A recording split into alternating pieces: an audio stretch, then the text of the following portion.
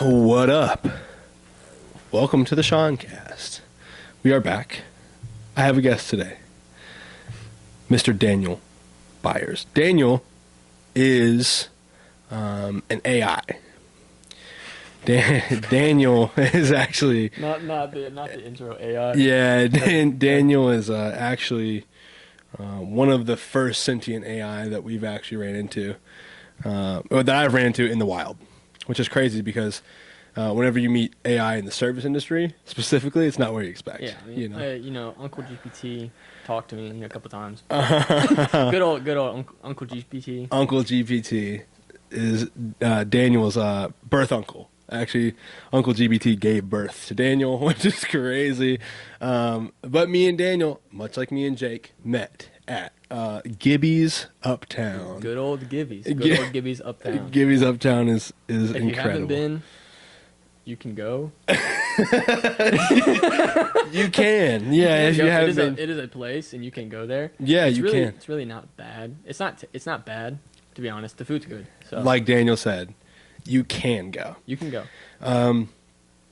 So, Daniel, welcome to the show. Daniel's got some interesting things about him, and things that he knows, things that he does, that we're going to dig into today. But, you know, I figured there's no better way to kick it off than talking about some of these good old Gibby experiences, you know. Daniel served, we served together. So, my question for you, Daniel, is some of your most ridiculous encounters, maybe some of your silliest, goofiest moments. Some of the gaffiest stuff that's happened there. Yeah. Well, to be honest, I don't think I got caught up in it as much as everybody else did. I very much tried to stay to myself. You did, especially on the outside of work drama, like. Yeah, me neither. I think out of work drama, it was ridiculous. People would come in talking about so and so did such and such on the weekend. Right. Wow, can you imagine what so and so did at Fobs? Yeah, that's what I skip out on, and what I think about whenever I think about silly, goofy moments was like I was walking one time to a table with there was a couple of kids at the table, one being like a baby. Okay. Like a 2-year-old baby. And I'm walking with a tray. It was very early into me serving, and I had not served before. I was probably month 1 or 2 in, and I have a very hot bowl of gumbo. And I don't know what happened. My feet got tied up a little bit or something, and I tripped. And I'm telling you, I was about a few just degrees of tilt away from dumping and scalding hot gumbo on a baby's head. Dude, gumbo and etouffee are the bowls are so hot. Insane and heavy. Hot. That bowl would have just domed that little kid up. Yeah. So that was second-degree burns and a concussion. What for trauma? Yeah. Yeah, it could have gone. Cause of death, really undetermined. It could have been either. Could have been one of two things. The fact is, I'm going to jail. You know, it's just a weird industry. You run into odd people. It is, and it's also a weird industry. Just because it's, I mean, you could be that server that is unapologetically yourself, and you walk to the table. And hey, welcome. What can I get y'all? Huh? Like, what do y'all want? And those servers usually do well, except for when people complain, and you can't be a people pleaser because you're too focused on trying to be your character. Right. Playing a role. Yeah, it's such an odd job. It's a good experience, I think, for anyone. And I think it's a good experience, especially for younger people, which is why it's such an attractive job to teenagers and stuff. Yeah. You really have to develop. You have to flex some social muscle to meet requirements without popping your top. Yeah, and you gotta learn how to learn how to work under stress. You know, stuff gets cranked up and it gets busy and it gets annoying to work around, but you gotta learn how to work through it a little bit, which is nice. It can help you maybe push through some social anxieties and some issues there and stuff. So, but dealing with the public, bro. Oh, terrible! It's terrible. Dealing with the public. It's not. It can be terrible sometimes. A lot of the times it's really, especially when you first start the job, it's very much It's nerve-wracking. Like, for me, it was, because Yeah. I wanted to meet the expectations of the table, and I wanted to be, like, the reputations of Bro the wants to be restaurant. perfect. Yeah, the reputation of the restaurant I work at, is on the line when I'm talking to the table. And, but eventually, I mean, I did it for 2.5 years. Yeah. And so it was like, after you get there for a couple of months, you get a routine. It's like, I could, for the first couple of months that I worked there, I could remember every table, every person's name, and every That's order. wild. And every order. So I would get home and I could recite every order from the day. That's Because I was odd. just so focused on who needs this, who needs that, blah blah blah. I would wake up in the middle of the night and be upset because I forgot like a tartar sauce. And I'd be like, no. If we need any more evidence that Daniel is in fact AI, the fact that you can come home and It was just- recite I was the so orders. concerned. I was so concerned Right. about everything going right that I I was respect just solely that. focused on it. I respect that. And then about a year and a half in, I realized I would call after work every day. I would call my girlfriend and I would talk to her, and we would talk. And I would say, "Yeah, so I had this table, and they ordered blah blah blah, and like, oh my gosh, I had to do a wine opening. Worst experiences at the restaurants were always wine openings. But I would tell her, yeah, I did this and that, and then about a year and a half in, I would call her and she'd be like, "Any interesting tables?" And I was like, I know I had tables. Yeah, but something happened. It's not significant anymore. Then you draw a blank. Yeah, because it's Just no, doesn't it's just matter. your job. So you just go out there and It you becomes second yeah. nature. You just talk with them, say a few things, and then you forget. Yeah, and you want to forget. That's what a lot You of wanna it boils- forget? That's what it boils down to a lot of times. You just want to forget. No. Also, interesting fact about Daniel: the hive mind Rocket League teammate that I never knew that I needed, and also didn't. The funny. No. We shouldn't be on a team. We It's the should thing. not be. We should not be on a team. We should not be. Me and Daniel, when we play Rocket League, do exactly the same thing. It's We are somehow we could be literally in comms, end up at the same place at the same exact time. on chat. Yep. Yo, we're microphone. Yeah. Bro, I'm going left, and then I'm right there. behind. Yeah, we're I'm right there. behind each other. Yeah, Sean goes, "Oh, I'm going up for this one. I'm already in the air." He's up there, too. It's unfortunate that I didn't communicate. We do have. Is it a But- good time? Yes. Do we Yeah. lose a lot? Yes. Oh yeah. And Does Dustin's rank go down? yes, Horrible, yes, it horrendously. does. We are here to drag The him down. the one like good person on the team Yeah. probably just gets And it's dragged. It's really, and I'm gonna go ahead and tell you what, it's hilarious. It's It's actually absolutely Gotham's hilarious. finest at work. I think that's one of my favorite. yeah. That's one of my favorite standing jokes is getting all mercs with the Gotham Right. police skid, the Gotham SWAT. If you don't play Rocket League, you get to select your vehicle, and we all have this giant van that's a little bit of like a meme within that community. We all have these Gotham City SWAT vans, all just decked out exactly the same. So we're just rolling around playing threes, looking like Gotham City finest. It's Gotham's finest. I think probably the best winning streak we had is where you went completely demo. Yeah, Where yeah. you were Going doing angry. you were doing SWAT enforcement. SWAT enforcement, You were doing yeah. crowd control. Crowd That's right. control. That's right. So running around, you would blow up everybody on the other team, and then we'd shoot past a couple times. Dustin would you would do crowd control. Right. I would try to play with Dustin, and Right. then Dustin would solo goal. Right, And I'd be like, right.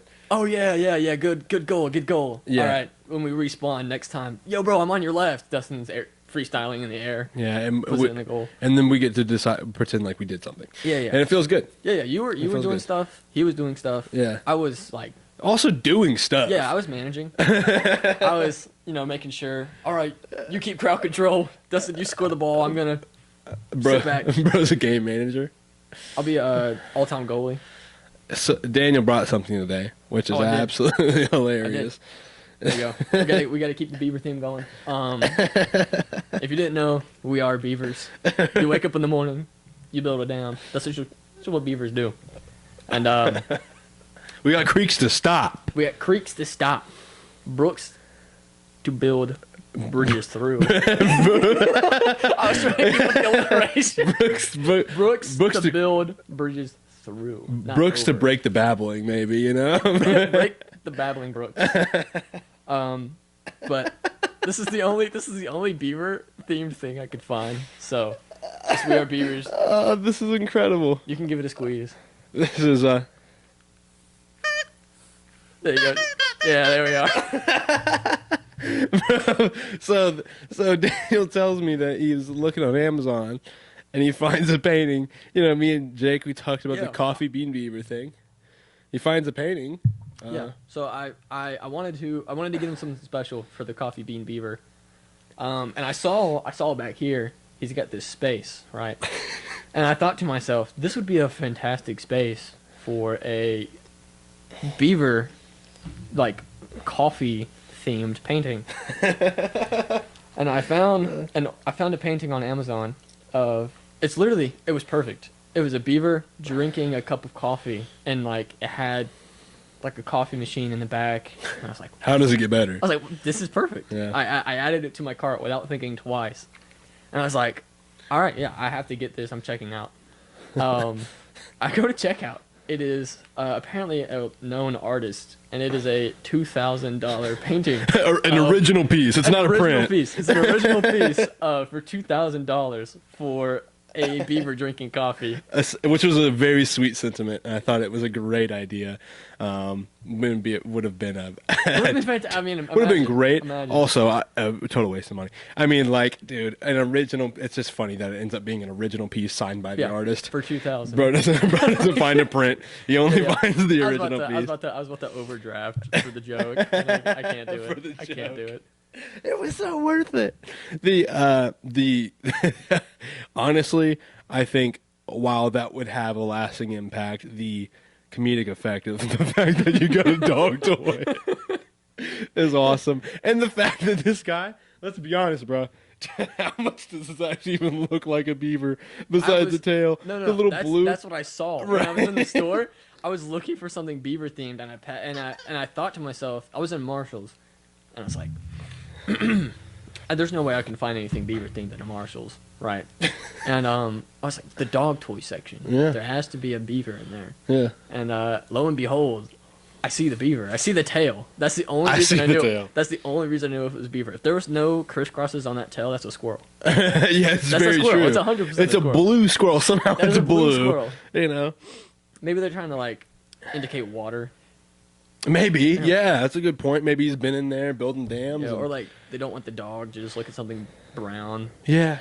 Let's put some color in there. Entertain the see dog blue? more. I can't remember what colors dog can and can't see. They can't see a lot. Their eyes are pretty broken in a lot of ways. The ears and nose really take over. You know. I couldn't remember what spectrum dogs could see. It's not good. Whatever it is, I know they're close to like black and white. I think it's a very few amount of colors they can see. But hey, maybe it's blue. Maybe blue's in the spectrum. That's why they painted the beaver up. Maybe they're like, we got to give the dog something to look at. We can't be that boring. Entice him to the toy, you know. That Daniel being sentient AI, obviously, while not 100% true, is somewhere close to it. Me and Daniel have had some curious conversations. The first time I think that me and Daniel ever talked, I was just like, well, one, I was very intrigued because I really enjoy conversation that has a form of intellectualism, that we can actually talk about things, one, that matter, two, that are just interesting. And I've always liked science. Me and my dad have done these like amateur deep dives into like space science especially, and I don't remember what we were talking about. I think I was asking you about school or something like that, and we get into the physics stuff. Topic. No, I'm so bad because when I do get off on a rant, it's pretty. I know I can be.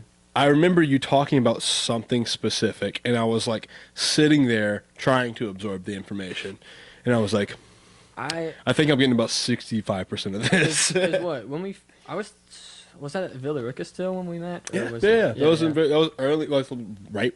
I mean, one of my first ever shifts that we're sitting there talking about it. I'm trying to remember if I think I might have still been doing the physics one a little bit while I was at Villa I'm Rica. pretty sure. So tell everybody what you majored in, what you currently are majoring in, where have you worked, some of your background. Yeah. So just for So pretty much, I went to school. So my college experience, as far as starting, was pretty not shaky, but very not determined, very undetermined because As it goes. Well, the thing is I'm really curious. Like I like a lot of things, and so I like a lot of things to the point where I could see myself having a career in a lot of things. Right. And so when I first went into college, I wanted to be a music major. So I wanted to do audio engineering. Right. Well, no, actually, first. Okay. First, okay. So in high school, I was wrestling a lot, Mhm. and so I went to a couple camps at Life University. So it's that chiropractic school. Good wrestling team. And yeah, decent wrestling team. And I had a couple talks with the coach there, and we went. I practiced a couple times, and it was fun. Like I didn't mind it, but I'd already been to a couple of camps from the beginning of high school when I was doing the Olympic feeder teams. Mm-hmm. That I got to that level, and I did a couple of camps with like Olympic medalists, and pretty much it was you're a feeder team for the Olympics. Mm-hmm. And I kind of just scraped that level. Like I wasn't good enough to. I didn't think I was bound for the Olympics, but I did get to the point where it was like going into high school. I just won Southeast Regionals for Greco. Mm-hmm. I was 8th, I think, in the country for Greco, and then I was up in the list for like top 10 future Olympians, and I got to that level, and I wrestled at that level, and I was like, this is terrible. Yeah. I was like, this is terrible. Right. Good enough to get there, but once like you get there, it's like you're leaving camp like bleeding from your ribs. Yeah. I mean, I got popped in the ear so hard, all in this one same Olympic wrestling camp. I was bleeding. I left one day bleeding all the way across my ribs from doing gut wrenches for 3 hours. oh. And then I got popped so hard in the ear that I actually can't put my AirPod in all the way. Yeah. So even to this day, I got inner ear, up. cauliflower ear. Ugh. And Ugh. that one camp, and I was like, this is terrible. I'm this good. is not fun. And so I left, but I gotten kind of offer to. They hadn't officially offered me to wrestle for the team at Life, but like, hey, if you want to, you're interested, you can come up here, wrestle around with us, and then we'll see. And I really wanted to be a chiropractor, and so and I'm still going to. Mark my words, I'm going. Okay, I'm gonna come back when I'm like 45 and get my chiropractic degree. I'll let you adjust me. Yeah. So I'm gonna that'll be my plan when I'm like 50. Is open my own practice. I will be a customer. Yeah, I'll be your first customer, dude. I need it right now. Yeah, don't worry. I'll develop a chiropractic robot. That's that. Yeah, exactly. But so I went there and I wanted to do chiropractic school, and then I wrestled there, and then I remembered that I was like, oh yeah, I don't like this. Yeah. And then I was like, oh yeah. This I was sucks. like, oh, I forgot, I don't like this. And then, so I went from there, went to do audio engineering at University of West Georgia. Got to orientation. In orientation, we're sitting there. I'm in this big room. There's a bunch of other people. They're talking about the music programs at West Georgia, and in the orientation they go, yeah, we're gonna have our tryouts next week. Come perform a piece, see how you are. Like, well, I looked around. I was like, perform a piece. Yeah. And that's when it clicked that I was like, they don't have audio engineering. I don't know what I'm here. I was like, I don't know what I'm here for. And so I walked. That's funny. 5 minutes after she said that, I stood up. I walked out of the orientation, and of course, I'm a freshman coming out of college. I don't know what I'm doing. I call my parents. I'm like on the verge of like having a freak out because I'm like, I'm in the wrong place. I don't know what I'm doing. And I walked to the office that day from orientation, changed my major to biology. Very nice. I don't like biology. I just chose a major because I didn't want to be I didn't want to choose. Be undecided. Yeah, undecided. Right. So I went ahead and chose biology. Freaked out. Had my first year of classes, which, by the way, your first year of classes are always going to be core, no matter where you go. Like, maybe they'll try to throw one class in there that introduces you to your major. Mm-hmm.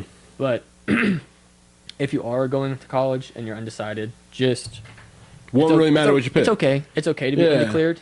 Especially if you're truly clueless about what you want to do in college, just go and be undeclared, and take core that will apply to every major. Because one of my biggest things I think for college was that I relied on counselors a lot, and that's something that ended up like coming back to bite me. So, Yeah. Not taking your own direction Yeah. and following someone else's. Yeah, because what counselors do is, yes, they do try to put you on like the best path for your school. But the thing is if you don't know what you want to do, they can put you in things that won't actually end up helping. Like I took 4 courses my freshman year that I didn't need to. So how long did you do biology for? That was my major all the way through my first year of college. Okay, so it was your major through your first year, and then you switched. Yeah, that's when. So it was until I took physics 1 that I switched to physics. So, As a straight up physics major. Yeah. Right. So yeah. So anyways, I did do biology for a while. So if you're not decided, it's completely fine. Just make sure you pick classes that are completely applicable everywhere. Don't let a counselor put you in. Like I took a class on fandoms for honors college. right. Like, so I'm studying Star Trek. And I was like, what am I doing here? It's like, what am I doing here, dude? Zero application. Yeah. So always listen to your counselor, take it with a grain of salt, then choose what will be the most applicable. So for that, I did take physics 1, really enjoyed it, and that's where I met my girlfriend now. So it's been okay. I didn't almost know that. almost 4 years. So That's cool. yeah, that's where we met, was in physics 1, and but so yeah, and then I stuck with it. She stuck with it too, so we both finished our bachelor's with it. Nice. Or she's almost done because we both decided to add a second bachelor's degree. Which yours was in what? Mechatronic engineering. Mechatronic engineering So and yeah, physics. I did my bachelor's in physics, and then I moved over to Kennesaw, and now I'm doing mechatronic engineering. Right. So that was kind of the plan, was to end up doing something with robots. The physics degree was a welcomed addition. Yeah. So it wasn't intended to be an addition. It really was just supposed to be something I was going to move on from. Right. But I mean, what are you going But shit, you got it. What are you going to do? You're You going know? to pass up 1 extra year of college for Right. a bachelor's in physics and a bachelor's in mechatronic engineering. Oh, it's huge. And look, this is back to the Rocket League conversation in a way. I remember Daniel sending me a Snapchat one day video of like, hey, look at this cool thing I made. Dude, it's like a robot arm. This thing, he's got like a controller he's reaching around and grabbing stuff with. And I just remember we were playing a game one night, and me, you, and Dustin, and you did something. You did something. And I just remember going, to think that you can build a robot and you do something like that. I think it was And like you completely throw. whiffed a save. I think the you ball would was throw. rolling towards me, and I just flipped the wrong way. To think that you Yeah, to build think a you could build robot. robotic arm. So No. good, bro. No, so that's fun. Like, that stuff's just fun. Yeah. And I enjoy that a lot more than I did physics. And I enjoyed physics. I really did. I can tell you love robotics, though. Yeah. Tell you that's love just robotics. I've talked to you about physics before, and there's a lot of like cool conversations to be had because it's interesting. It's Yeah, interesting, cool stuff. but as far as like direct application, talking something like theoretical physics versus talking robotics, which you can literally directly apply and has a ton. Has a huge future and ton of current application. Yeah.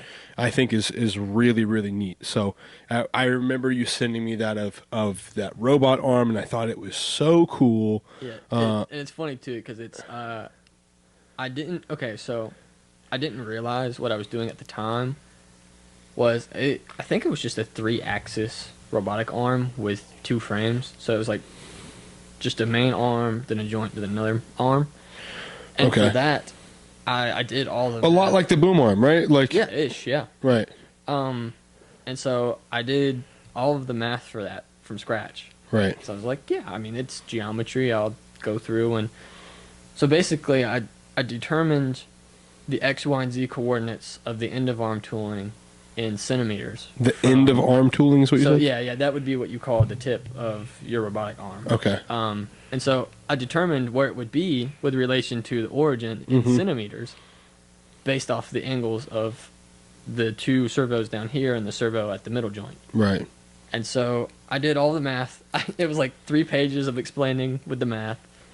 And then I was like, yeah, okay, so this is how this works. And then I made my project, and then I programmed it just like using an Arduino, with a couple of like debouncing capacitors for the servo. Using a what? Arduino. What does that mean? So, yeah. I forget. I just talk about it like people know. So an Arduino is pretty much just a programmable. It's almost like a miniature PLC. How I was talking to you earlier about PLCs being programmable logic controllers. So like it's basically code pre-written. So this is actually different. It differs from the PLC in that manner. Okay. So in the PLC, you normally program a PLC, which, like I said, is a programmable logic controller. You program that with either what's called ladder logic. So it's just rungs of logic. So you say, if this is high and this is not high, do this. So it's basically if conditions do blank, and every rung is like that. Okay. And you can add other things in there like timers or counters, just to like if you need to have more logic. Right. But that's pretty much kind of how you do it. But then with Arduino, that is how I talk about C++ and C. That is, you program that directly in C++. Okay. So, C++ is a coding software. Yeah, it's correct? a language. Is a language. Yeah, okay. it's a language. Yeah, so you say C++ is a coding language. Yes. Right. So this is, which it's absolutely insane to me how computers work. Because if anyone watching this has done programming, like in written code in Python, or has written code in C++ or Java or whatever language, right?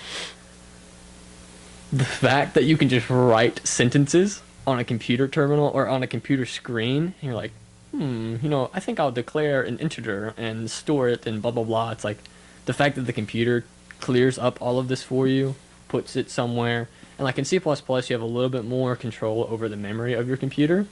But the fact that it's just a bunch of ones and zeros being Right. held electrically, so it's like it's not even actual ones and zeros. It's just high and low, like energy being stored in microscopic chips in your That can computer. solve all these problems. It's insane. Right. It's insane. But anyways, I'll try not to get on the tangent, but you can. No, it's fine. You can write in C++ on an Arduino, and so. You can write in C++ on. You're saying it's Arduino? Yeah, That right? Arduino. So Arduino. Okay. And they're really, it's, if you ever want to get into microelectronics or just make your own little automation projects, tons and tons of YouTube videos. Okay. So you could always, if you want to do something like have your lights turn on automatically whenever a certain light sensor goes below a certain level, 100% you could do that with an Arduino. So that's what you use Arduino for the robotic arm. Yeah, for the robotic arm. Okay. So In order to make it do what? So in order to basically, control the entire thing. Okay. So the servos that are there, you can do pulse width modulation, which is you have a electronic square wave. So pretty much you send low voltage, so like 0 volts, up to 5, or I think 9 gram servos are like 3.3. But so pretty much what you do is you turn that voltage on and off at a certain frequency, and that's called a pulse width modulation. So when you say, if I turned it on and off, say if I Doing my best here. Say if I turned it on and off like 100 times a second. Right. So you're doing it at 100 hertz. So a hertz is just per second. Okay. So you have a frequency of 100 hertz. So you're turning on this port from 0 to 3.3 volts 100 times a second. Okay. And so pretty much you send this signal, and depending on what that frequency is, you can change the position of the servo. Okay. And so I see. Yeah, so all I'm doing is there's 2 servos here. One does this, one does this. Which is, you're saying, are the joints, right? Yeah. Okay. So there's 2 servos on the base joint, so that way it can turn this way. So anytime I turn it like this, and then there's another servo that does this. And so together they can... And the signals are going directly to the servos. Yeah, from the Arduino. Okay, okay. And so on my computer, I write a program that will say, I have a joystick, right? And so I create three variables that hold... create three variables in the computer that hold a value of an integer, which is a whole number. And so what I do with the joystick is I can move it forward, backwards, left, right, which will be from above, the X and Y. So, ba-ba, you go this way, boom, boom, you go this way. And then I did, if I hold it down, and so then go left and right, it would go, or go forward and back, it would do the Z. Oh, okay. And so what I do with the joystick is I update the X, Y, and Z coordinates in the computer. So all I did was write the program to say, if I move the joystick this way, every second that I hold the joystick this way, it'll add a certain amount to the X coordinate. Right. And so then I get the new X, Y, and Z coordinates, and then that math that I did on paper, I directly write those equations into my program. Okay. So then they say, okay, this is my new X, Y, and Z, and then I click this button, and then the program runs based on the formulas that I wrote out here, and then we'll update the pulse width modulation for the servos to bring them to the angle that I derived in the math. Right. To take the arm to that point.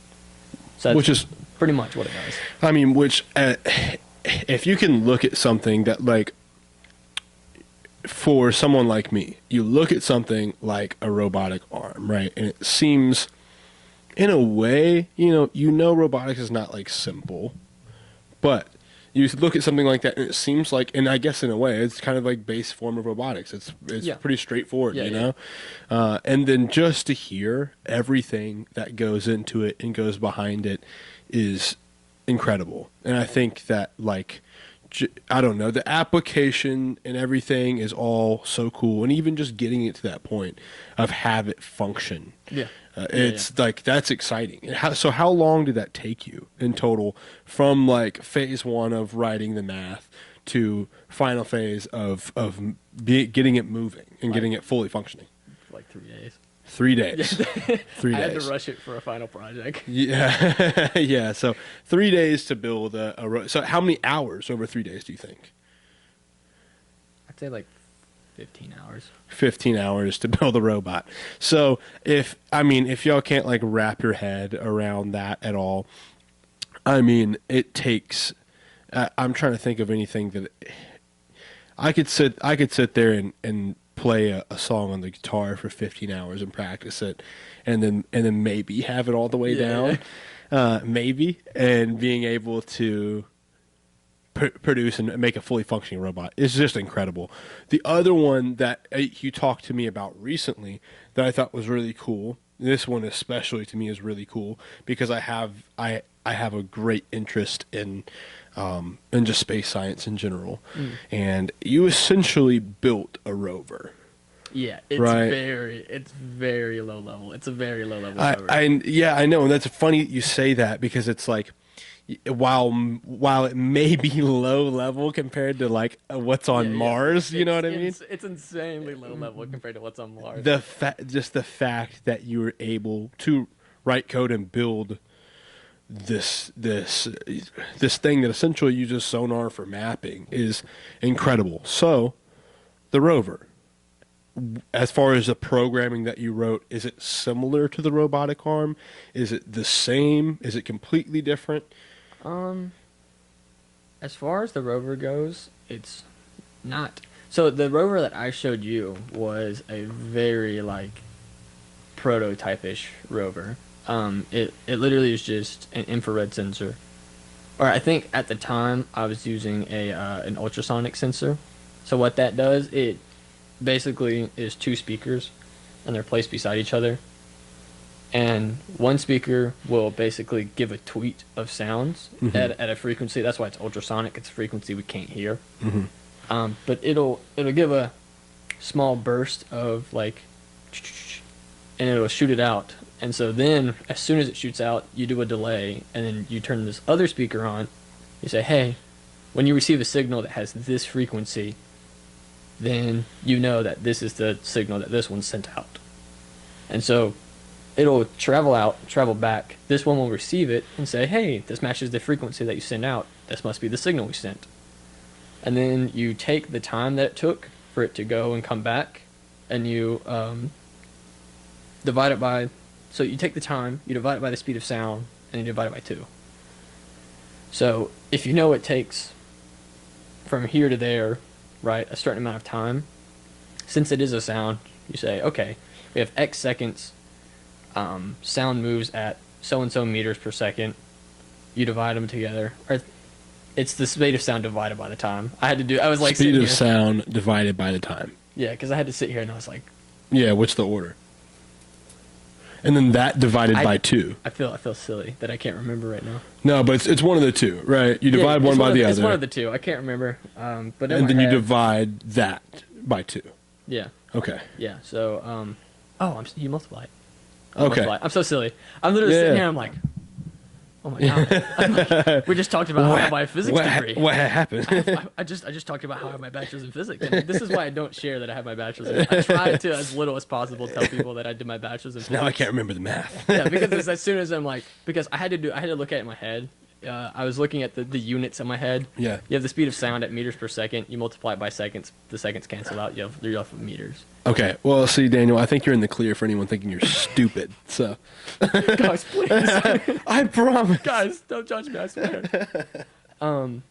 So yeah, my physics stuff is very rusty. I haven't thought about it in so long. I can imagine, and especially with stuff like that, it's like if you don't flex those things, they start to go away really quickly. So quickly, because it's the amount of information that you're trying to put in your head in a semester is just you just ridiculous. can't retain it. Yeah. The way, unless you're practically applying it day to day. Yeah. A lot like language stuff too, man. Yeah, right? Oh, it's like you stop using it, you forget it. It's just how it goes. Yeah. You gotta store other stuff in there. So you're storing robot stuff in there. Yeah, so now we're putting robot stuff in. Right. Physics stuff is just falling out. Right. So these sender receivers, these speakers, did you have to program those yourself? So, or are they pre-programmed, or is it bought? Like, how did that work? Did you build it? You have to program them. And so everything that you get with an Arduino, you have to program. So they all come, it is literally just an electronic. And so what you do is you're pretty much just interfacing with voltages. So you have this ultrasonic sender, or I think it's supersonic, I don't know. But you have it, and you have a power pin, then you have your ground, and then you have your echo and your trigger. So it's 4 pins. And so what you do is supply power, you ground it, then your trigger pin is the pin that you activate to make this speaker turn on. And then this echo pin is the pin that you wait to hear the receiving the signal from. And so when you receive the signal, this echo pin will go high. And so pretty much what you do, the programming that you do on your side, is you say, okay, we're supplying power, we're grounding it. When you want to check how far something is in front of you, you tell the Arduino, hey, send a signal to this. So then it turns an output high. So it supplies 5 volts to this pin. And it might be 3.3. It just depends on what your electronics are. So you supply the voltage to this pin. It tweets the signal. And then you wait for this signal. And so as soon as you get this voltage back, you run that as an input to your Arduino. And you tell the Arduino, if you receive an input on this port, then that's our echo signal. And now do the math. Now you know how far you are. Okay. So that's why I compare it to sonar, because I mean it's for the most part it's very similar, right? If not the same. It's the same. Sonar is the same idea. Okay. Yeah. I see. So and now that you have this like mapping effect utilizing sound, how do you get your rover from A to B? So it's difficult because so it's also terminology. So like when you say mapping, it infers a lot more than knowing the distance of one object in front of you. So when you say mapping, you're inferring that it can tell where something is, it can tell where it is on a GPS almost Right. basis. So you can, when you map something, it pretty much is saying, hey, I see an object. I now remember where that object is. I can turn away from that object and still remember where that object is. So what would you call it? So this would be so I did two sensors, the ultrasonic sensors, and took them and I tilted them just a little like this. Mm-hmm. And so what I did was say, okay, they both kind of go out and then cross out here. And so the way I did it was I would have this one send and receive its signal, and this one receive its signal. So once this one would tweet, receive it, and then this one would tweet and receive it. So that way they don't ever accidentally receive each other's signals. Okay. And then I would take the distance from this one and store it, take the distance from this one and store it, and then compare the two. And then say, if this one has a shorter distance than this one, that means there's an object coming to the right side of the vehicle. Okay. So then I just say, if this one has a shorter distance than this one, turn the wheels this way. And I see. it. That's it. So it can avoid. It's essentially, it's navigating. Yeah. So all it does, it literally is just holding one sensor this way, one sensor this way, and it goes, if this one is a shorter distance, that means there's an object closer on this side. So you go the other way. Yeah. Yeah. Okay. So it's a path of least resistance type of thing, Yeah. but there's no technical mapping happening. No. It's literally just. It will not remember where anything is. Would you call it navigation? Is that essentially what yeah. it is? That's close enough. Yeah. Okay, I see. And the algorithm for that is so simple. It is Yeah. just as easy as object closer on this side, don't go that way. Yeah. So with this little guy and getting it to move, did you buy a motor? Did you make a motor? Is there a motor in it? Is it how do the wheels on it move? You So know? the one I showed y'all was actually built out of Legos. Okay. The actual The whole rover body. itself. The whole body. What about what's getting the wheels to move? So I went to Micro Center. So there's the little electronics stores. There's only I think 2 in Georgia. But they have a whole like STEM hobby center. So it's for people who do microelectronics. Yeah. And so I went in there. They have 2 like compact high gear ratio motors. So they're just little DC motors. Yeah. So all you do is just Literally plug them it into in, yeah. So all I did for those, since they can run on 5 volts, is I took both of their live wires, which with a DC motor you can run it. It doesn't matter. There's no positive or negative really. Uh-huh. So you plug in one side to ground, one side to power. It'll spin this way. If you switch them, it'll just spin the other. Oh, I see. Okay. So you can't really control that without switching them. Yeah. So you can. There's something called a H bridge, which is what's called an integrated circuit. So an integrated circuit has basically logic gates inside of it. Mm-hmm. So this is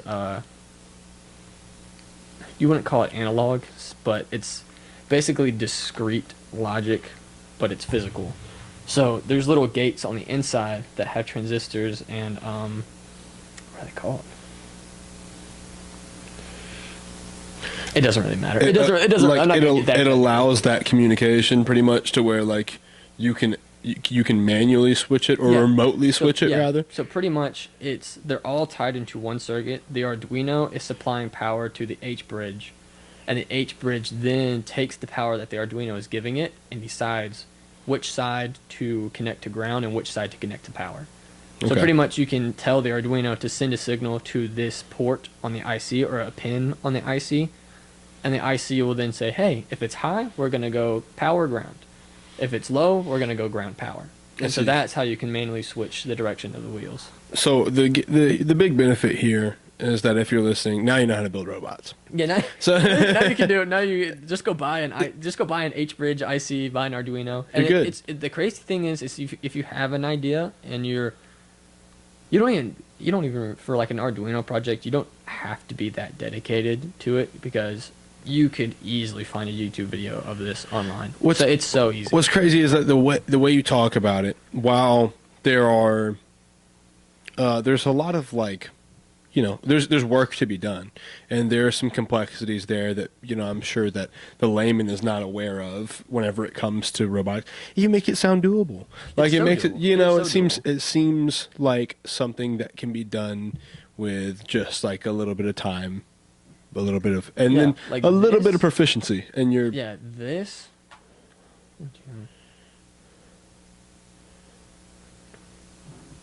Like, could be done with a YouTube video in like $35. and that's so cool, man. That is so cool, and it's so cool that we have access to things that allow us to build a Yeah, robot to with a do that. video and $35. Honestly, you pull up YouTube, ultrasonic sensor, navigation bot. Yeah. Someone on YouTube is going to explain the entire thing and show you all of the code.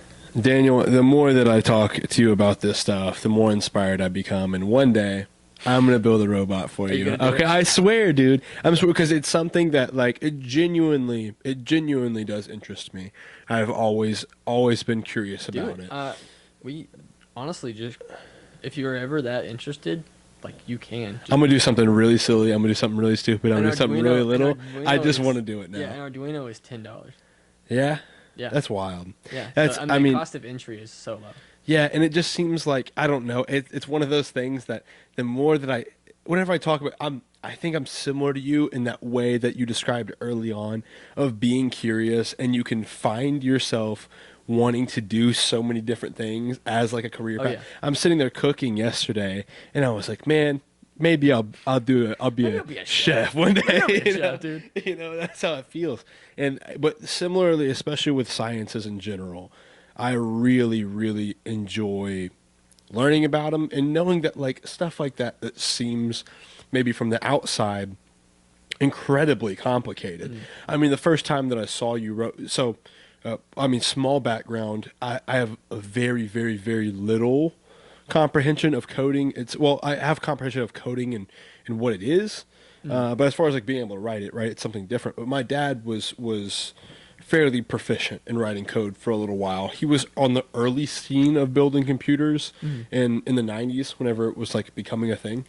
So me and him, we built a computer together before, and there's these little things that seem so complicated that are maybe a little bit less complex if you just take the time to learn them. So whenever you're talking about how these are simple things, and while there's terminology that I don't know, you explaining it, all of a sudden it's like, well, that actually kind of makes sense, you know? Yeah, that's something that's been difficult for me to understand, is that when you're doing something, you don't have to understand everything about it. And that's something I've struggled with a lot, is when I do something, I want to know the ins, the outs, the details. I want to know everything about what I'm doing. And that's what put me in binds at work. I bet. At my old internship at this one, it's like they'll give me big projects, and I'll put myself onto big projects. But in the industry, the scope of the projects is astronomically larger than the stuff that I've done. Right. And so then when I'm sitting there and I'm looking at this project that's just so much bigger than what I've ever seen, Overwhelming. my immediate instinct is to double down, learn it all. Yeah. And Sometimes it's not possible, right? I've absolutely fried my brain doing that. Yeah. Because I spent 8 hours reading about this project they put me on. I spent, when I clocked in to when I clocked out, reading all of the documentation on this project.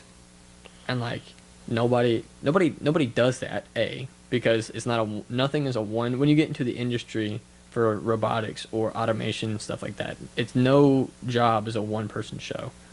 So it's Can't be, right? It cannot be. Like, especially with the job I'm doing now, it's like it cannot be a one person show. Have to have a team. Yeah. And so I'm slowly learning to not be the master of details, because you gotta push some of that off on other people, because you can't know it all. You got to know your piece of it, and you got to know your piece of it better than anybody. Mm-hmm. So if you're wanting to do a project like this, then what you do, you go on YouTube, you look it up. They say hey guys, today we're going to be making a Arduino rover. And Yeah, then, yeah. it's Yeah. either some Russian dude or some like it's, Yeah. or so, it's whatever you're watching. Right. But be like, what you're going to do is go down to your local electronics store and grab yourself an Arduino.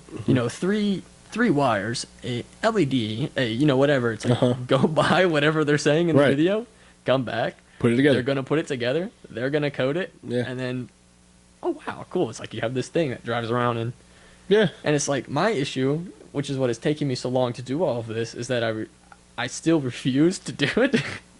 So, I'm trying to up the rover. So I built that rover, where it is as basic as you can get with a rover, where you can make it go forward or backwards. You have a front. I didn't even have front wheels that turned. Yeah. What I did You is said you didn't have? Or you did? I discovered the miracle of super glue. Yeah. I took some Lego pieces and okay. And the weird thing about the Lego rover is it's all built upside down.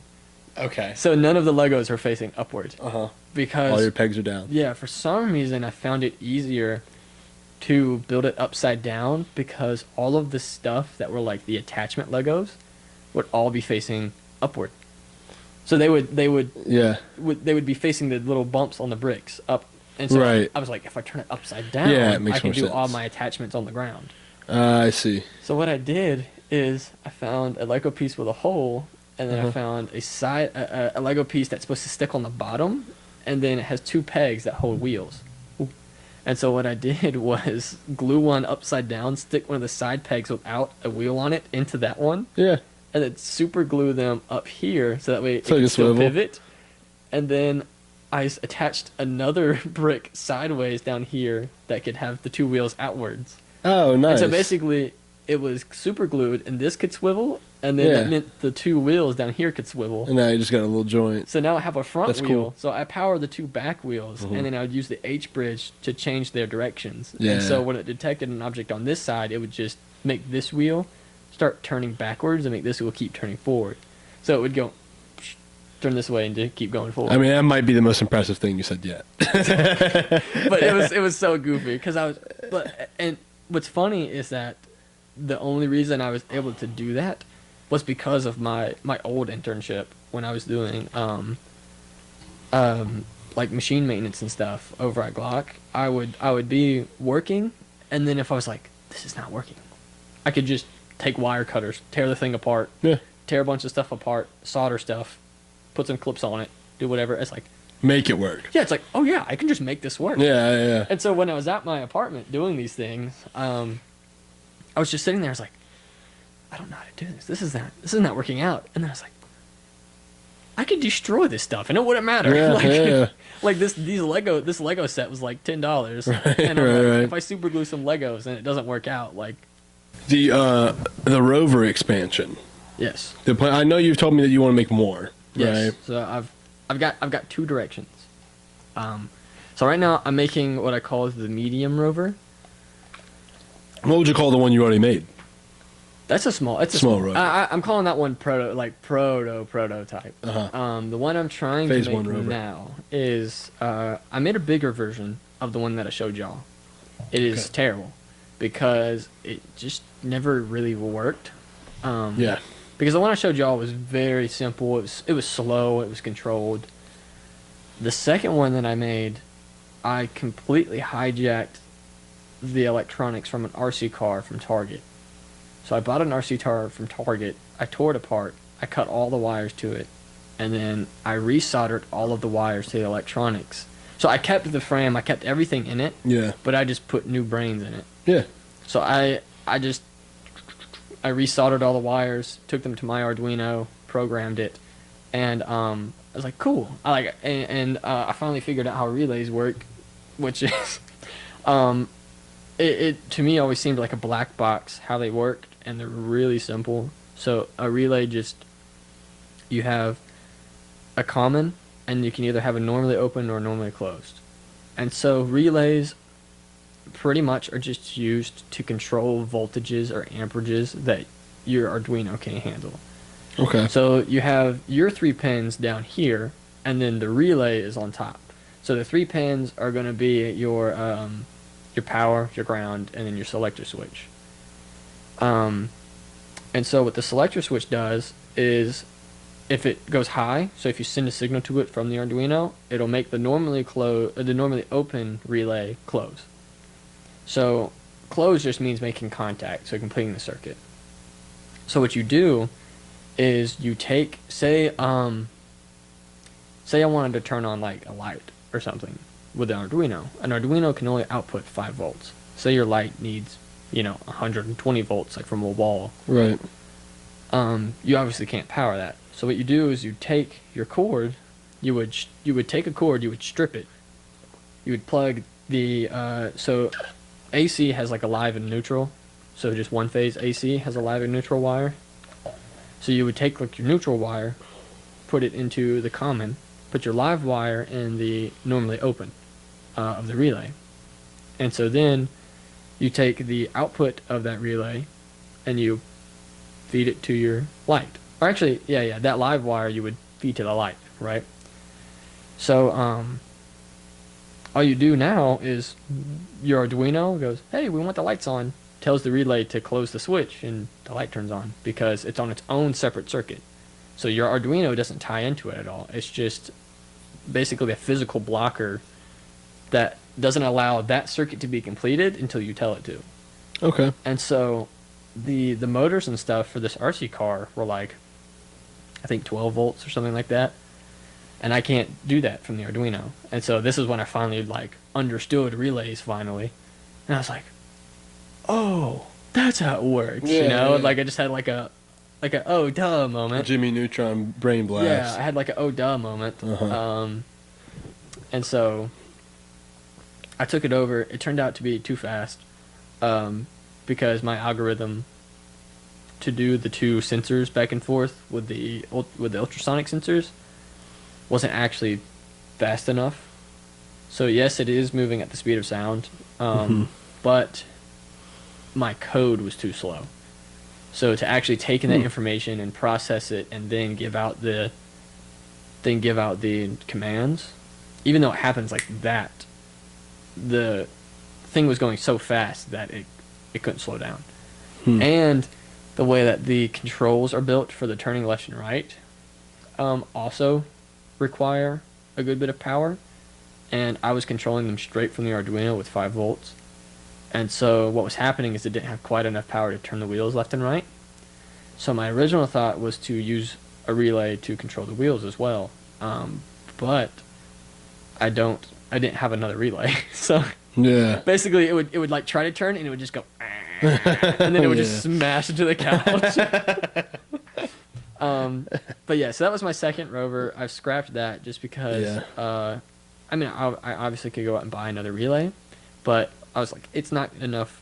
It's not worth my time to put more effort into it, because what I'm doing now is so this is where the arc, the tree of rovers begins. Right. So there's 3 rovers that I have in mind for making eventually. I guess you could classify them as rovers, right? Just mobile robots. So the middle one, the main one that I'm about to start working on, is going to be a decent sized rover. It's going to be about yay big from looking top to bottom, right? Okay.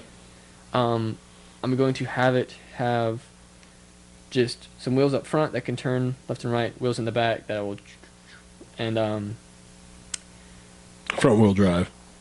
Front wheel drive rover. No. It'll be back wheel drive. Okay. Like the power. That's is. but then your Steering, directions. just like a regular wheel drive car. Okay. And so what I'm gonna do with that is that one is actually gonna try to map. So that one will try to grab a map and then remember where stuff is. I remember you telling me about this. I think that's why that idea was in my head. Yeah. So I bought a LiDAR. So a LiDAR is essentially the same idea as the ultrasonic sensor, where it sends a signal and receives it, except it does it with light. It does it with infrared light. And so it'll send the infrared light, receive the infrared light, do the same thing, multiply it by the speed of light divided by 2, right? And then it will pretty much just spin in a circle. And so this thing just powers up and just spins in a circle, and it is collecting the distance to objects in a 360-degree field. Yeah. So it is bringing in the data for the distance to objects all around it. And so what I'm going to try to do is my first idea, and this really just depends on what I'm able to do, is my first idea is to take in all of the data, and I'm going to parse it. I'm not going to do all 360 degrees. I'm going to like split it up into like every 10 degrees. So that way I'm only taking in 36 data points instead of 360. Okay. But then I want to have it take this data, put it in almost a package, send it to my computer, have the computer say, okay, here's the 36 distances, here's their relative angle, and then have that feed to a program on my computer that will then show me a visual. So I'll have a visual where it'll show the rover in the middle, and then it'll show lines going out from around the rover at each angle and how far it is. So then I have a visual for what's going on around the rover. And so then I'll have to develop some algorithms. So I have to write in some algorithms that could do path planning. So if it's like, hey, we have some stuff over here, but there's a big cavity over here, blah, blah, blah, like how to get it to go. Yeah, so then it'll do essentially the same thing as the two sensors. But then the next step is to add a GPS. So then I'll add a positioning system to the rover. So the rover will send my computer this package of distances, but then it'll also send a package of its GPS coordinates. So it'll say, hey, I'm here. Hey, now I'm here. Now I'm here. And so what I'll do is the ultimate goal would be to give it a destination GPS point. So I say, hey, you're here. This is your GPS point. And so now the rover has to start trying to make it to this point. And so the most obvious route would be just to say, hey, okay, I'm here. My destination, my desired destination is here. Just drive straight towards it and go around obstacles, right? You want it. Okay. Yeah. Right. So that would be the most straightforward path, would to say, hey, this is your GPS point now. Go ahead and try to go that way. If an obstacle comes up, just go the opposite way of the obstacle and continue this, right? But what happens when you run into a dead end? Or what happens when you go into a hallway or something and it's... How do you get back on the path? Yeah, we can't go forward now. Right. It has to remember the way back to where it was, and then remember to keep going this way now. So I see. Kind of like the backtracking piece of it. How do you get it to do that? Now we're in a whole new territory of... Yeah.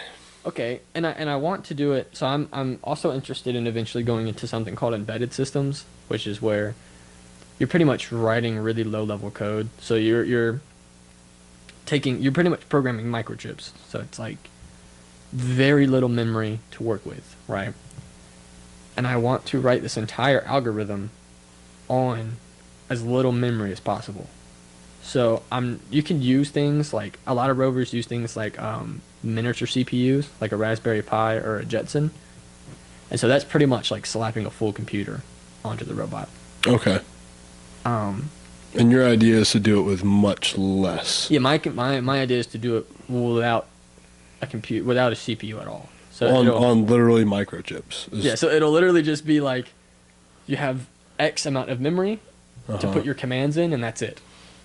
And so, is there a reason that you want to do that over doing? Is it a cost efficiency? Is it like the challenge of doing it? I think the challenge, and then also I think later it would prove beneficial.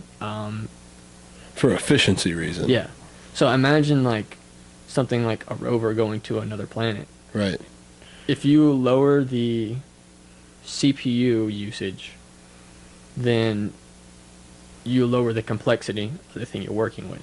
Mm-hmm. And complexity almost always leads to more issues. Yeah, the higher probability of issues. Okay. Right. So when you look at something and you up the complexity, you're upping the probability of problems.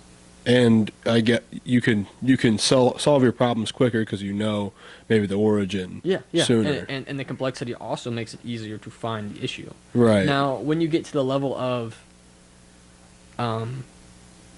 basically making algorithms as efficient as possible, then you do introduce new complexity in simplicity. So it's like a weird contradiction. So when you try to get more simple, you actually make your code harder to read because you're starting to use things like instead of using an integer, using a uint 8t. So like now you're using, instead of declaring an integer at 32 bits, you're declaring an integer at 8 bits to save storage. And like a lot of people won't know that. Like a lot of people won't know that syntax. So it'll be you in a way, when you're trying to make it more simple and more efficient and less memory consuming, it becomes harder to read because to get it simple, you have to write complexly. So, I see. Yeah, I see. so it's like you have to be very fancy in the way you write it. Because imagine in order to smash that memory down. So imagine if I only had like an Arduino. I think you only have 1,064 bits to work with. Okay. So imagine putting an integer in there already takes up 32 bits of your 1,064. Wow. Okay.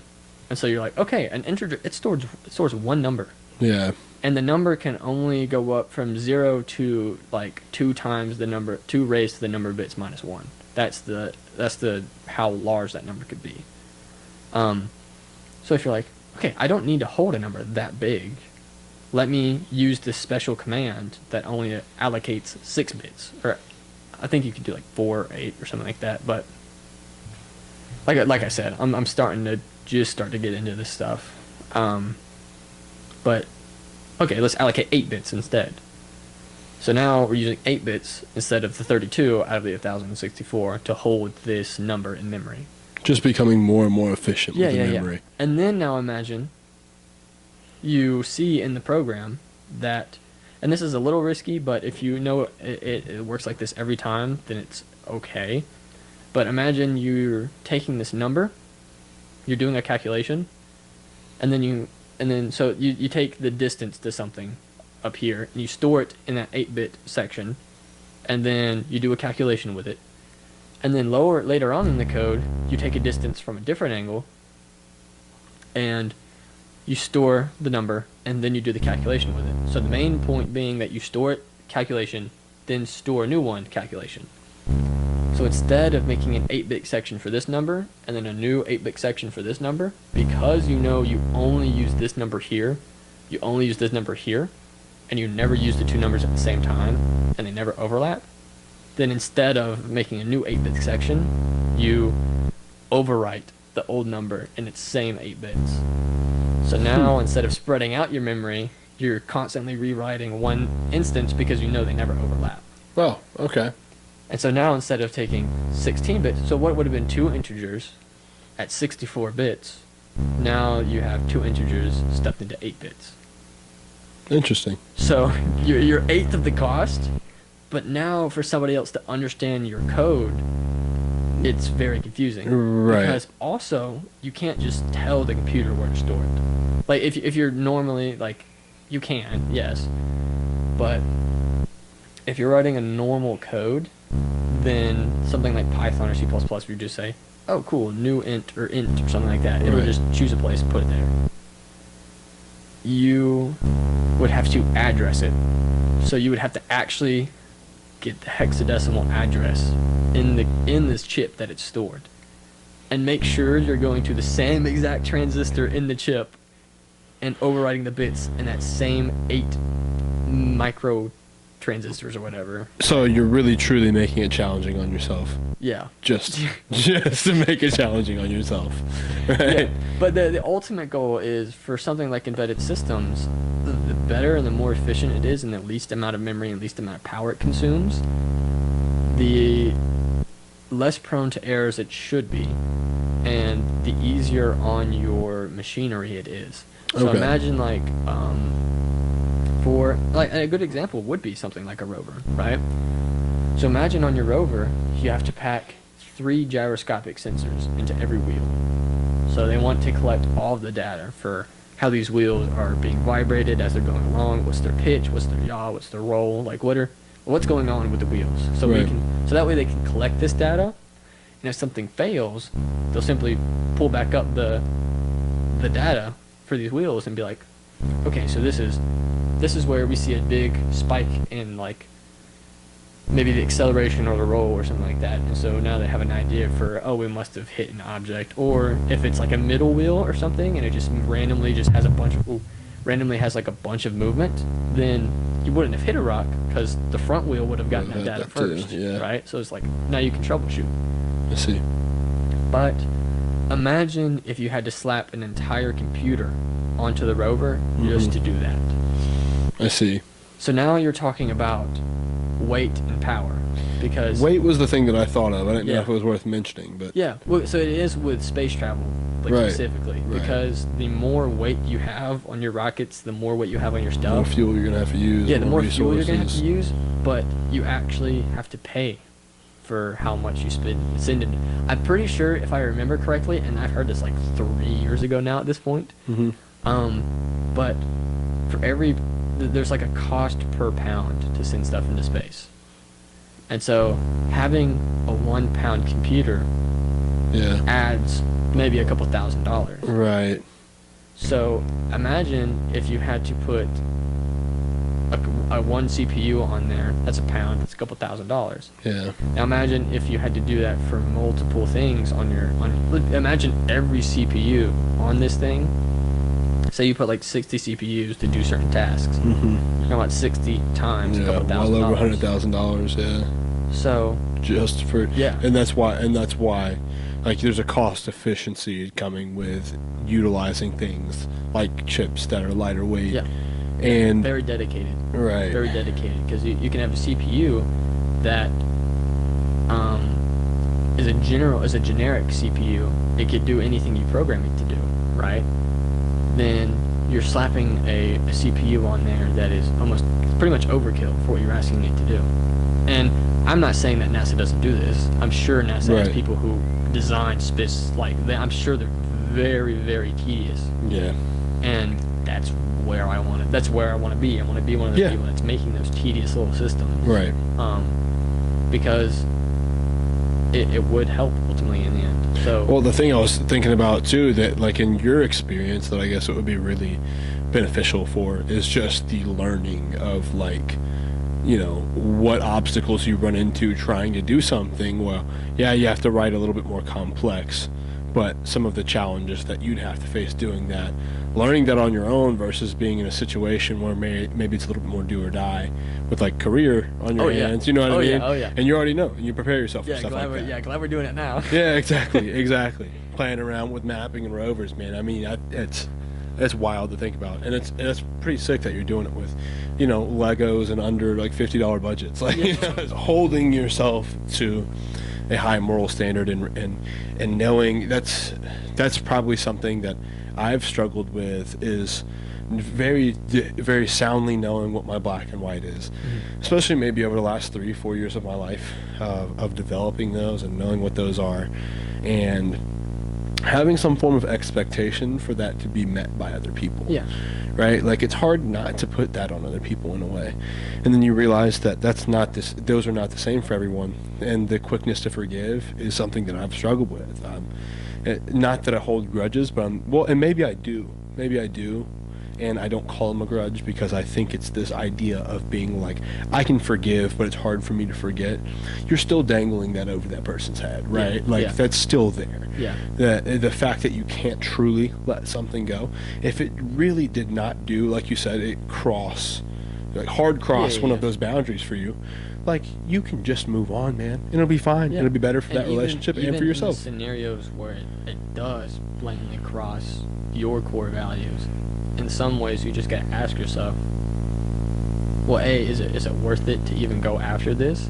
Yeah. And then B, would, in you getting revenge on them for crossing your values, cross one of your own values back? Right. You know, so it's like, would you fold what's supposed to be unfoldable just to get back at them, or Just to be a little petty. Yeah, bend what's supposed to be your foundation, just to go out and do something. I think everything else being a gray area in a way is it's a very like precarious kind of situation sometimes, because determining what the flexibility is on those things is where things become complex. And where do you bend on those till it breaks? And at what point, there's a situation that I've been dealing with someone close to me, of them talking about some things that they've been willing to flex on, and things that they weren't willing to flex on. Maybe they flexed too hard in some areas, and maybe some ways they were really unyielding where they should have been. And now there's issues caused over it, and some deeper issues that are there, because there's just this extreme. There's one extreme or the other, no bend or too much, right? So it's kind of the way you referred to it being a part of the human experience of people maybe doing you wrong, or being crossed in some way or others. That's another big piece of it too, I think, is like being within those gray areas, learning how much to flex, learning when not to, and then determining what's important to you and what's not, and what are you willing to accept from the people around you. And me talking about some people that of having certain people here and having these conversations, being on the podcast, stuff like that, man. Who am I willing to open the doors for these conversations with? And then the same way with who you keep around you, who you keep close to you. There's some times that I think that they're unhealthy and toxic dynamics that happen within friendships, happen within families, that you gotta distance yourself from, no matter how much it might hurt a little bit. It's just, you gotta have some healthy distance so you can maintain that proper foundation within all of those core values that you have as a person. But I think it's a really cool way to look at it, man. That's a really cool way to look at it, and it's a very, very, very mature way to look at it, because I think that there's a lot of people who are in their 40s and their 50s, or even around our age, that have never reached that point. And it's a state of mind, and it's a way to think, but it's also very hard to actually practice. So it's like, I'm not even saying that I practice it all the time, because to do that requires a lot of willpower, and it requires you to have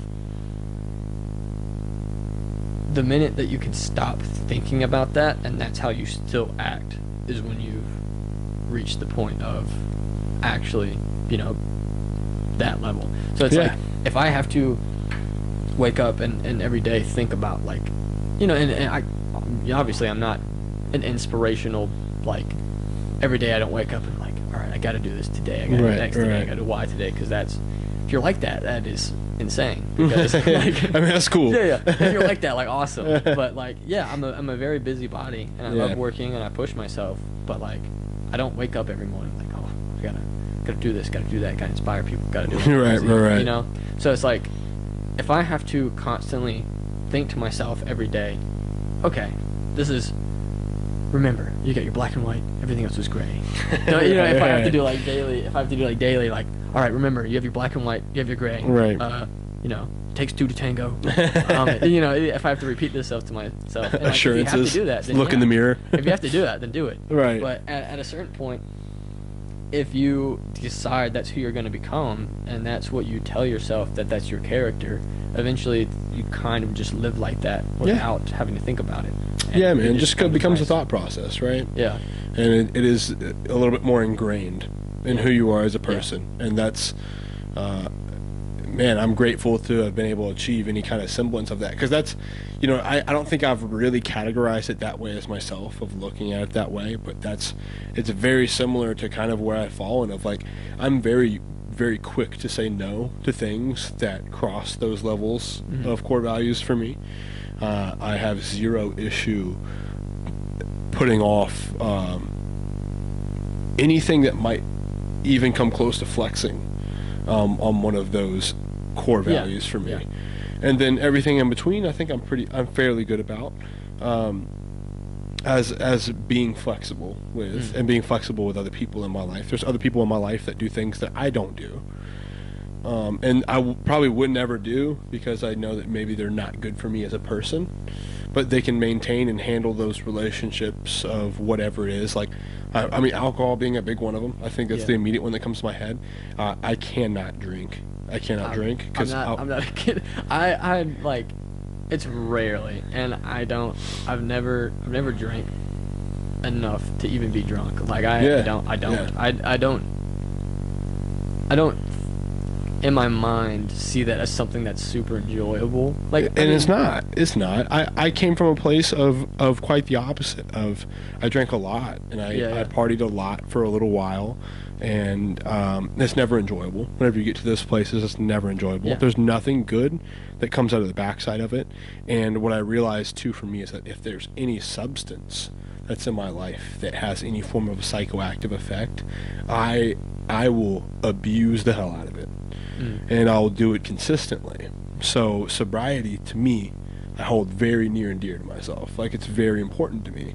Now, there's people like you that can say that don't have to go, no, I don't drink whatsoever, right? Yeah. And then you can go have a drink and handle yourself completely fine. Yeah, drinking and driving is one of my, like, I will say, when I very, very first, like, one of my first few drinks I ever had, I did have a drink, and I was like, it was not enough to be anywhere near the like, it was very below the legal limit. Right. But I remember talking to my mom. She was like, did you have a drink?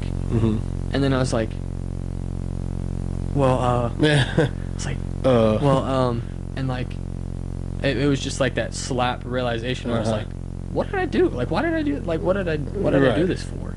And like, it was the one time I've ever done it. And even if I'm having like a 5% drink 4 hours before, I don't do it in the same day. Like, if I have a 5% drink at 12 in the morning and I'm driving home at 8 o'clock at night, it's just the principle that it's the same day, I'm not doing it. Yeah. So it's like that was the one single time that's ever happened. And then I was like, I'm an idiot.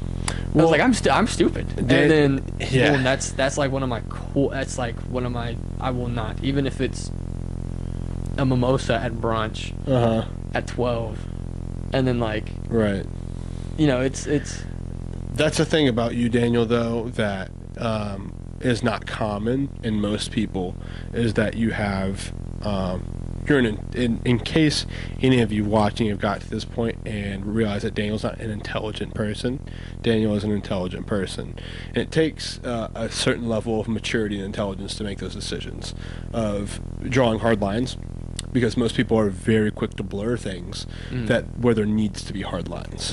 And social settings also make it very hard to have hard lines. Yeah. You know, if you're around a bunch of your friends that you've known for a long time, right? And it's like, they're like, why are you being like that? Oh, come on, like, why are you being like that? Right.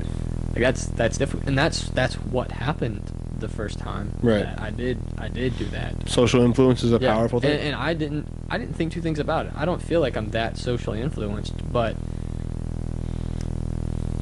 what you need to, like, what I tried to realize afterwards is that it's not them influencing you. If you're firm in your foundation, and if you're firm in where you're sitting, then they have no power over you. Correct. But if you haven't drawn that line for yourself beforehand, and you haven't said to yourself and haven't affirmed to yourself that this is the line, then them talking to you allows you to sway yourself, allows you to make compromises. That's a great way to put it. And so that's what happened. Is I was like, I mean, I'll be fine. I was like, all these other people are doing it. Like, like what? Like what's the big deal? Right. And like, because I hadn't drawn that line for myself, because I hadn't decided, no, I've seen it. I've heard the stories. I've never seen anything good come out of it. You know, because I didn't draw that line for myself beforehand. Right. It was easy for me to make a compromise and be like, I mean, well, right. You know, like, I mean, they're doing it. So, right. So that's where that mine comes from, an ability to spiral. And that's why it has to be a really hard line for me. And other people around me, now that's like one of those values for me that's very core to who I am. Of I can't allow substance abuse in my life, any substance in my life really, because it becomes substance abuse very quickly. So I have to be very strict on myself about that. I realized about myself quite early on into my life, thank God, because I don't want to end up down the road with these forms of addiction that have set in so deep that I can't get rid of it with my own willpower. You end up in rehab. It's been a mental shift. It gets bad. It gets bad. The more and more you do it, the more and more it gets ingrained in who you are. So yeah, man. Whenever it comes to like the foundation of who's around me, what I do, it can't be a big part of my life. Yeah. It just can't. And then there's, like I said, there's people like you. There's people that I know that I'm close with that can handle their liquor fine, and they have those principles like you do. If you're like, I won't drink and drive even within the same day. People that can handle it that way, but that doesn't mean that I have to, flex my own core value for it. But it also doesn't mean that I'm starting to I hang around a group of alcoholics. You know what I mean? Yeah. So there's these. Yeah. Well, there's a line between what was it? There's a very good book, and I'm sure anybody watching that reads self-help books has probably heard of it. It's Atomic Habits. Yeah. So I'm sure anyway. Yeah, it's a huge book. Anybody who's read self-help books, read anything like that's probably heard of it.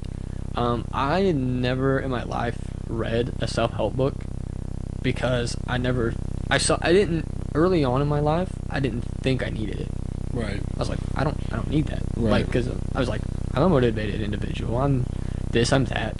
And then later on down the road, when it's like, I feel like I need to improve. I feel like I need to be a better person. I feel like I have these things that I need to be better at. I need to be better. One of the things recently that I've been trying to get better at is just having genuine, especially having a conversation, having genuine interest in the other person and what they're doing. Right. So I've always had interest, and this is why this podcast thing is a little conflicting. Right. I feel I'm like, please talk more about yourself. Yeah, because I feel like 60% of my conversations end up being, I either talk about, oh, did you know I work at so-and-so and do this? Yeah. Or, oh, did you, I end up mentioning my physics. I end up inadvertently mentioning that I did physics. And it's like, I why? Wasn't really an interesting point of conversation. And it's interesting to a much smaller percent of the population than you think it is, type of thing. Yeah. While I might be interested in it, most people probably won't. And I always feel like I'm the conversations that yourself. I have that I'm just like, yeah, that's cool. Do you know, the other day I actually just did something like that. And it's like I'm trying to get better about just listening and just absorbing what the other person is talking about. Right. And not being so caught up in my own thoughts and not being so caught up in feeling like I need to be the center of attention or feeling like I need to be the lead of the conversation. It's that same principle of an ego-driven mindset that we were just talking about. And I can understand it. And I'm actually I think I get almost in the opposite end of the spectrum, get a little insecure about it in ways that I think I see what I do specifically. And in a lot of ways, it's very obvious by my visual of people understand that you work out, you train, you do all this stuff, right?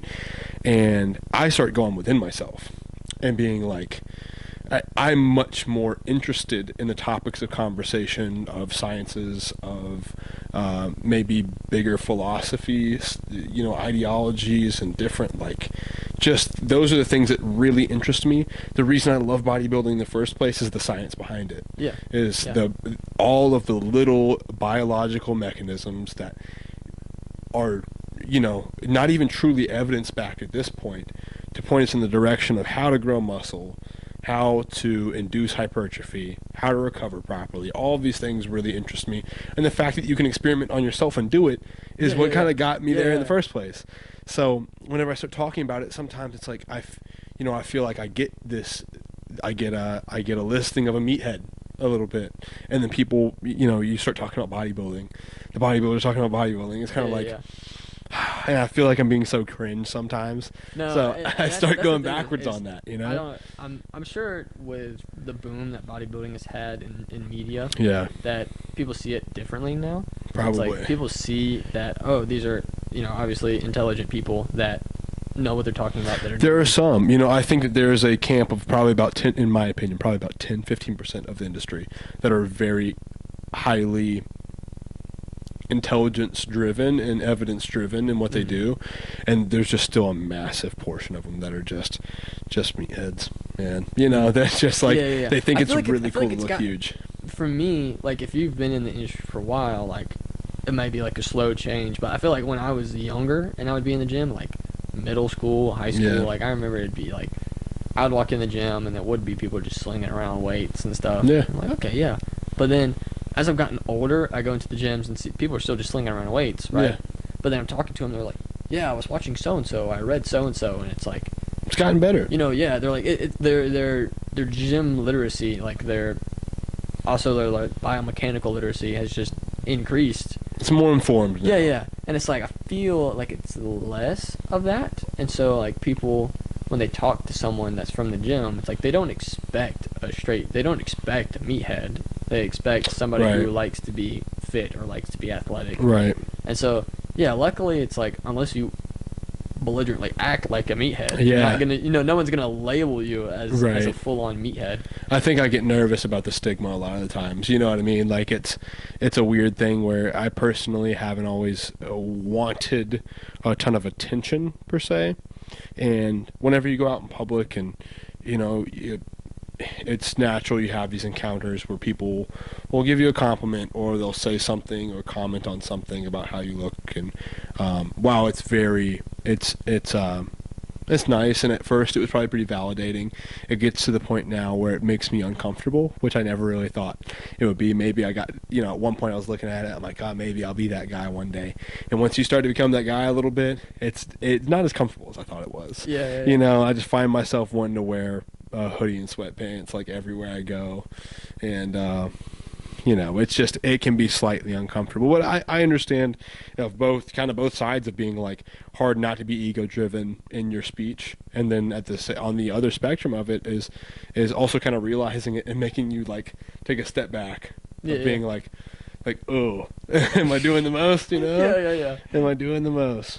But no, I have a roommate that I find very interesting to talk with because he has these beliefs that like when you talk, so you just know he's telling you exactly what he believes. Yeah. And then you're just like,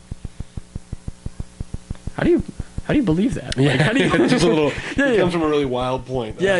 You're like their point of view. It's like it's grounded in the same idea that your point of view is, but it's not your point of view.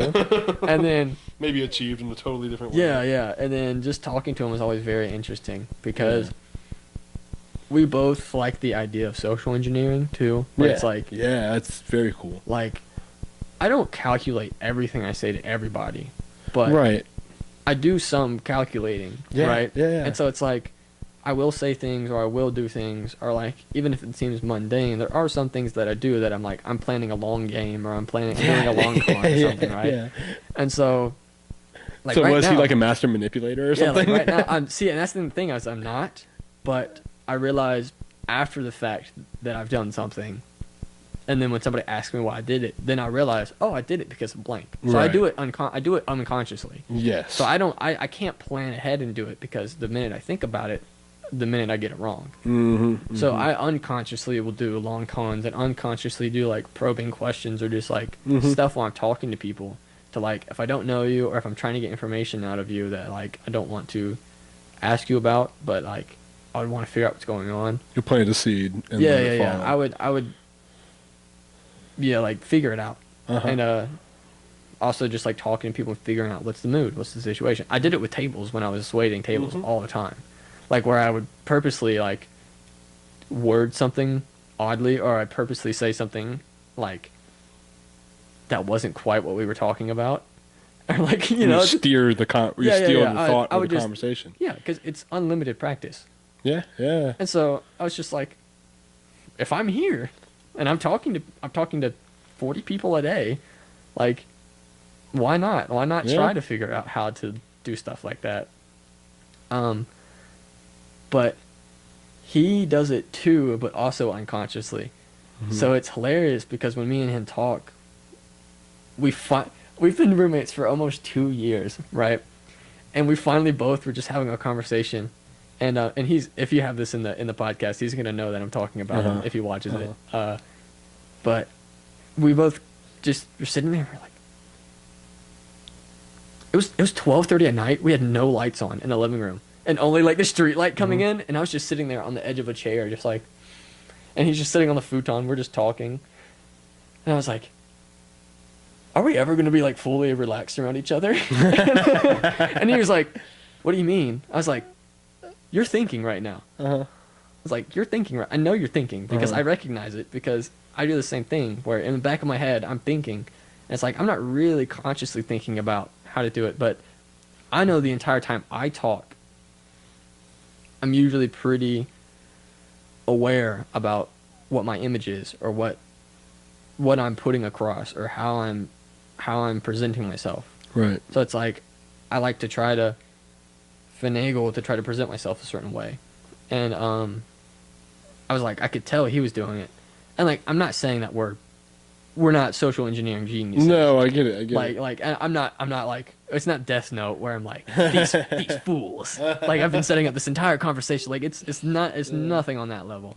But I could just tell, I was like, I can tell he's thinking. And like, even though what he's saying sounds aloof and sounds like he doesn't know where he's going next, it's like, he'll be like, I just need to do this because like it's just really what I feel, and blah blah blah. And like I know what he's saying is like he's going in flow, but I can tell he knows the beginning and he knows the end. It's guided, and he's just making up the middle on the way. And I was like, and I was talking to him, and I was like, I know you're planning what you're saying. I'm planning what I'm saying, but not like quite literally. But I just I know where I'm trying. I know where plotting I'm trying the points, to get, right? And he's like, what do you mean? And then I'm like, I know we're both walking around each other. It's like we're having a standoff. I know we're both walking around each other right now.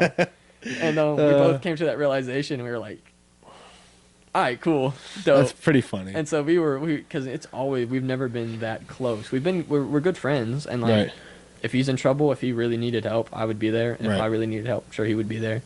But like, we just realized, I was like, we've never been relaxed around each other, because I can tell it's like, we're thinking, we had a 3-hour conversation about time. Just time. And y'all are just bouncing off of each other the whole time. And it's like, I could tell our beliefs were completely different. I see time linear. I see time as almost, you could graph it. Like, I see it as like moving frames. Okay. And so I see there's a last frame, this frame, and a future frame. I assume he's a very relative. He's very like person on thinks of it as very relative. much like we all exist at the same time. Oh, I see. He's a very much like we all exist. He's like, there was no me, and now he's like, there was no me, there is me. He's like, there just is me. Right. And I'm like, you're messing with me. And then the more you talk, you're like, no, this is what he believes. This is literally just what he believes.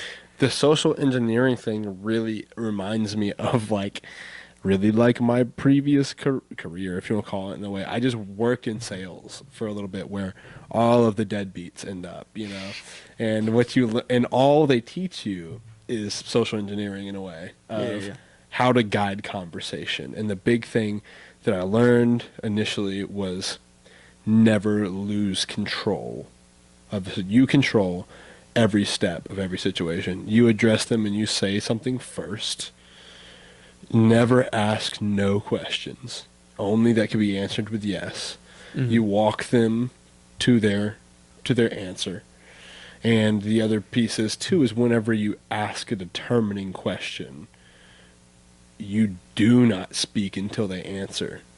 So it was like there's all these little things that were like that I was thinking, I'm like, you guys, y'all are just a bunch of manipulators. You got it down you're to science. Con artists. You're not salesmen. You're not selling a product. You are conning people into buying things. It was the craziest experience. And like, I remember the scripts that were coming to just say this.